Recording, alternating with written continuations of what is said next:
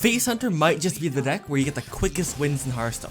It's also the deck where the masses will hate you while you bukkake your freshly beat Valir with the salt of her tears. That being said, you can make mistakes very easily with this deck, especially if you're starting. So, how should you play this deck? I'm Chowpow, and I'm going to teach you in detail the ins and outs of Face Hunter. There's a lot of useful information here, so you're going to want to make sure you stick around to the end for the whole video. And if you find this video useful, why not drop a subscribe, because there's lots of Hearthstone guides on my channel and more to come. The main idea for Face Hunter is to hit the face. Who would have guessed? Face Hunter is the pinnacle of aggro decks due to the Hunter hero power and the generally lower statted cards. Because of this, games are decided usually if you can burst down your opponent before they can stabilize. This has also made the community meme on Face Hunter of being kind of brainless, let's say. Honestly, I don't understand what they're talking about. Look at all the skill I'm showing off with my Face Hunter. The general rule is that you want to hit everything to the face. No need to trade, let your opponent do all that fun stuff. All you need to do is just hit face. Your turns will be draw cards, play cards, then laugh at your opponent, because who in their right mind would ever play a class like Druid? Look at this fool, he can't even choose the correct choice. How does this Druid expect to defeat a high caliber Face Hunter player like myself? Nope, doesn't matter, still got the win. But those are just the general tips. If you want to know how to be really good at this deck, you're going to have to learn the details. But we're going to get to those in just a second. But I think it's important you get a little taste of what the deck is like. If you utilize the key concepts of Face Hunter, it's going to look something like this. Drop it.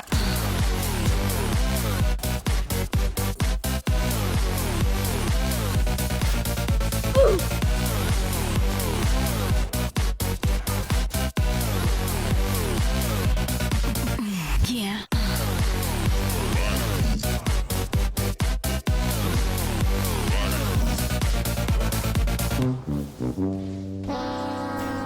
Alright, now that you've been teased, let's remove a layer and look at the bare deck. The deck is simple. Use your 1-drop to start edging out your opponent, and then use your card draw and spells to explode on them in the end. Specifically, you want to play a 1-drop and then play Adorable Infestation on them, and watch as this little adorable thing commits murder. From this, keep playing minions, but be mindful of board clears. Or not, you can be like me and live life on the edge. The combo of this deck includes a cold card pack runner, and then use your low cost spells and make a big board. If you're feeling extra lucky that day, you might be able to get a Demon Companion Kolek and then deal big damage to the board. If you've watched any self-respecting Hearthstone player, you'll know that they use the legendaries Ringling's Rifle and Barak Kodobane. So why don't I? Well, not only do I have no self-respect, I'm also poor and I have no self-respect, okay? So I just put in the Headhunter's Hatchet and called it a day. There's also a few other cards you can put in if you want. I'd experiment and have fun that way. The rifle is just so good at putting damage on the board and activating some explosive traps. But the Kodobane, that's where the real power comes in. The Kodobane draws you 3 amazing cards, some burst spells, something that'll really help you, and then Mancrick's dead wife. Anyways, here's the mulligan, woo! You want to go for 1-drops, and it shouldn't be that hard because there's 14 1-drops, what the? My general rule for aggro decks is, if you can't play it at the start, you better be ready to part.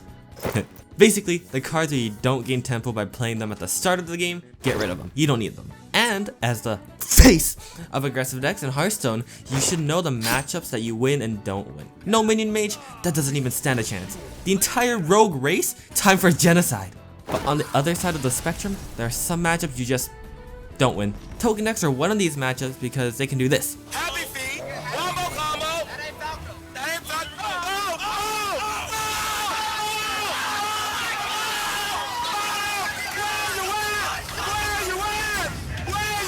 Both decks get an early board, which means the early game will be contested.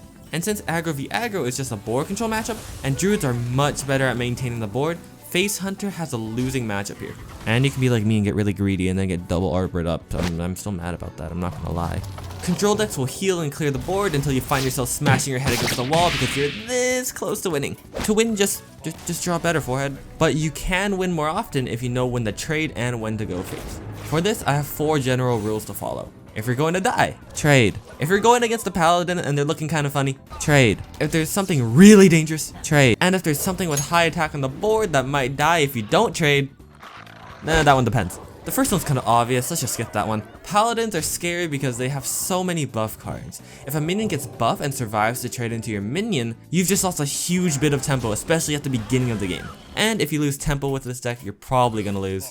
If you think a paladin has a buff card in their hand and you're not gonna miss out on too much damage, you can probably get away with trading here and there because right now a lot of paladins aren't running AoE. If there's something on the board that you absolutely can't keep on the board like this gibberling, toss it out like the musty back of the fridge creature it is. And this last one is the trade you're gonna run into the most. And how you deal with it depends on how far you are in the game and who you're going against. If you have lethal set up, of course you don't want to trade. If your opponent can heal and has some AoE, but you can also get them fairly low where it's really hard for them to come back, you might want to go face there. But if a lot of removal hasn't been used and your opponent's holding lots of cards, it may not be the best choice. That's a one that really depends on which class you're going against and how far in the game you're in. If it's the early game and you're not going to miss lots of damage to trade, then why not trade? You should be okay, but it also depends on the matchup. These are just a few examples, but with practice you'll understand when to trade and when not to trade.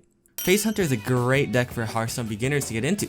If you're still a beginner, why not check out this playlist with lots of tips on how to get better at Hearthstone. Or if you want to check out some other fun decks, why not check out this playlist or my channel. Thanks for watching, I'll see you next time.